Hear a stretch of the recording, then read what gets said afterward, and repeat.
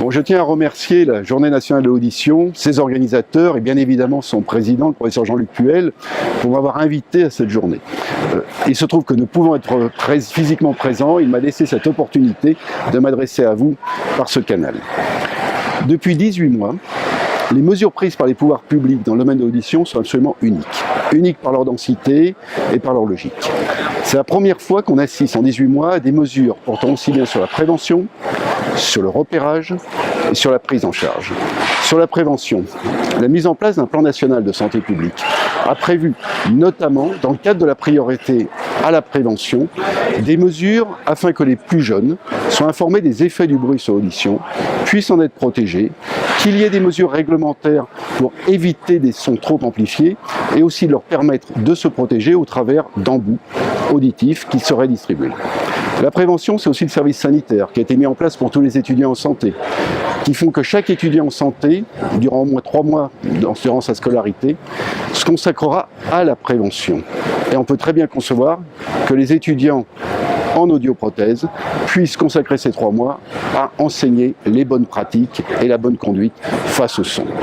La prévention, c'est une étape, mais il faut encore repérer la perte auditive. Le carnet de santé des jeunes a été profondément remanié. Et avec la redistribution des 20 examens de santé, ce sont tous les jeunes entre 15 et 16 ans maintenant qui auront un examen auditif et des informations sur la protection de l'audition.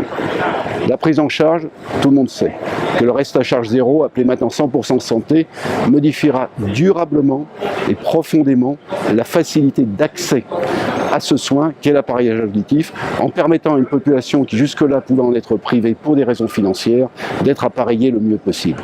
Toutes ces mesures, si elles ont été mises en place pour les pouvoirs publics, c'est parce que l'audition a un rôle majeur dans la santé.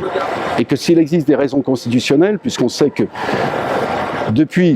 grâce au préambule de la Constitution de 1946, le droit à la santé, ou la protection de la santé est garantie dans notre pays.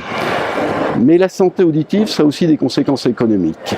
Combien coûte un malentendant non traité?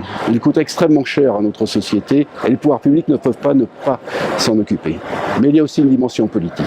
C'est celle que représente la journée pour l'audition, celle que représente le poids des usagers et qui permettent de faire les retours nécessaires sur la manière dont la mise en place sera effectuée de toutes ces mesures, mais aussi la manière dont il faudrait agir face à d'autres domaines. Et on pourrait citer le repérage demain des pertes auditives chez le senior, ou bien la question de la télémédecine et donc de la téléaudiologie. Très bonne journée de l'audition pour vous tous.